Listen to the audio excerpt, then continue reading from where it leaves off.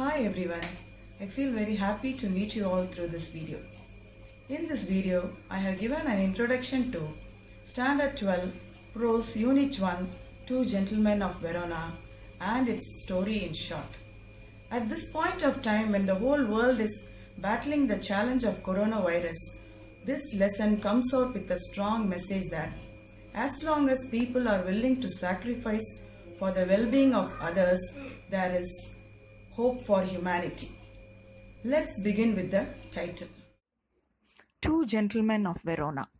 This title is borrowed from one of the early plays of Shakespeare, The Two Gentlemen of Verona.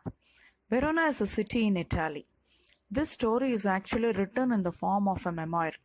A memoir is a historical account or biography written from personal knowledge.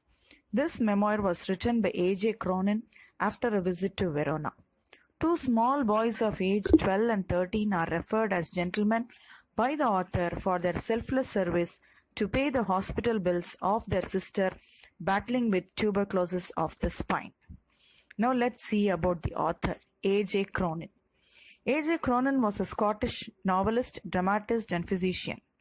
A doctor by training was once advised rest for 6 months in countryside with milk diet for being diagnosed with duodenal ulcer. During this time of rest, he wrote his first novel, Hatter's Castle. It was such a success that he went on to quit his medical profession and started to write full-time. We can say that some sort of quarantining brought out the author's talent of writing. His books were not only bestsellers, some of them were even made into successful movies.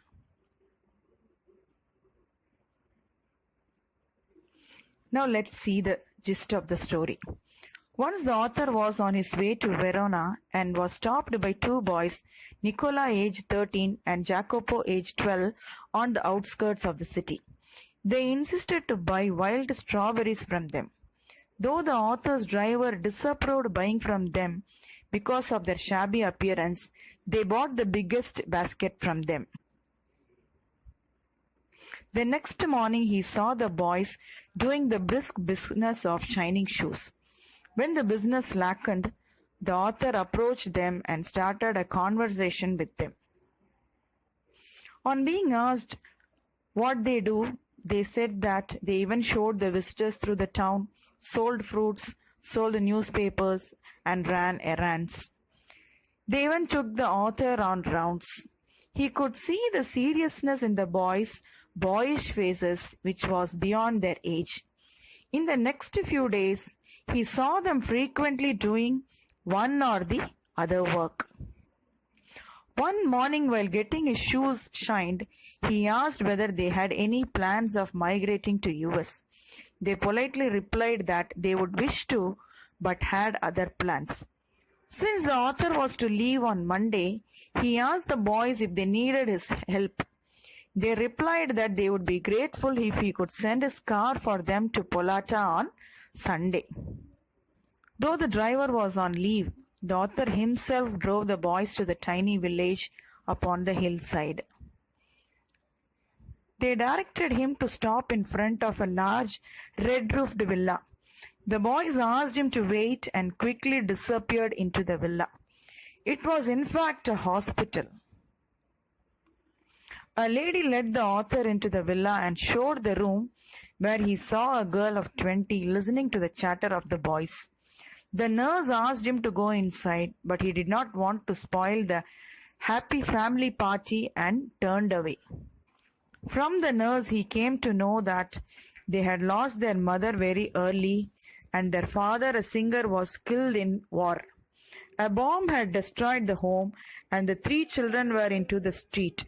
For months they lived in the shelter made with their own hands. When they discovered that their sister was suffering from tuberculosis of the spine, they admitted her in the hospital where they couldn't take care without a fee.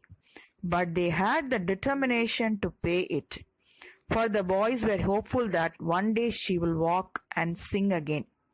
Now he could understand what the boys meant when they said that they had plans. He maintained the secret, for he knew that they would prefer to.